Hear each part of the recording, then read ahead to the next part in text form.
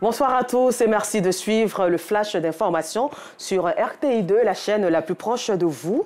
Octobre Rose, la Fondation Femmes Tsunamites en Action a organisé tout récemment une séance de dépistage gratuit du cancer du sein et du col de l'utérus à l'ISTC Polytechnique. Et il faut souligner que cette activité qui s'inscrit dans le cadre de la lutte pour le relèvement de la dignité de la femme et son bien-être s'est très bien passé avec Yacouba Koulibaly et Georgette Ido Fofana. Muriel Dambélé, coach de sport fitness, n'a pas hésité à se rendre ce samedi 22 octobre 2022 à l'ISTC Polytechnique dans la commune de Cocody afin de bénéficier d'une séance de dépistage gratuit du cancer du sein et du col de l'utérus. Ce dépistage gratuit est organisé par la Fondation Femmes Tsunamites en Action. Une fois les formalités accomplies, elle nous livre les raisons de sa motivation. C'est mieux de le détecter dès l'instant et après, on peut mieux le traiter, on peut mieux le guérir. Donc je peux inciter toutes mes amies, mes copines, les dames à venir chercher à connaître leur statut. Cette initiative de Muriel Dambélé est encouragée par la Fondation Femmes Tsunamites en Action. Je voudrais inviter toutes les femmes, toutes les mamans, toutes les jeunes filles à vraiment se rapprocher de tout ce qu'on appelle le dépistage volontaire. C'est tellement important pour nous parce qu'une mère absente dans un foyer, c'est toute une famille qui bascule. Donc tout le monde doit prendre ce dépistage à cœur. Claudine Dossou, spécialiste de santé, évoque des possibilités de prise en charge des malades. Nous sommes ouvertes à toutes les sponsorings, à toutes les aides, aussi bien en nature qu'en numéraire.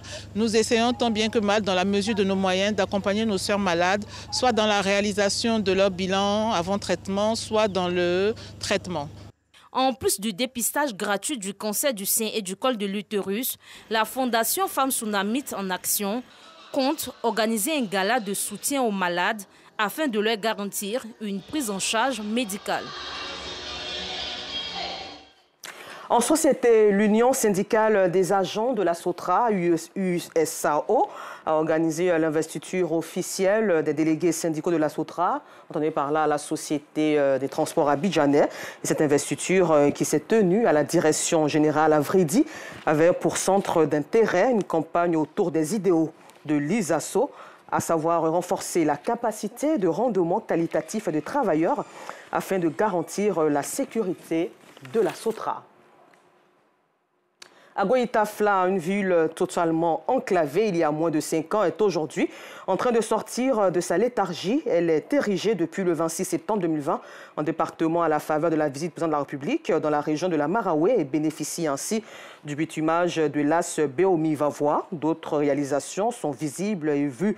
Tous ces chantiers de développement engagés dans la localité, ces fils et cadres ont célébré tout récemment le progrès engendré qui consacre l'amélioration effective de leur cadre de vie dans la circonscription départementale.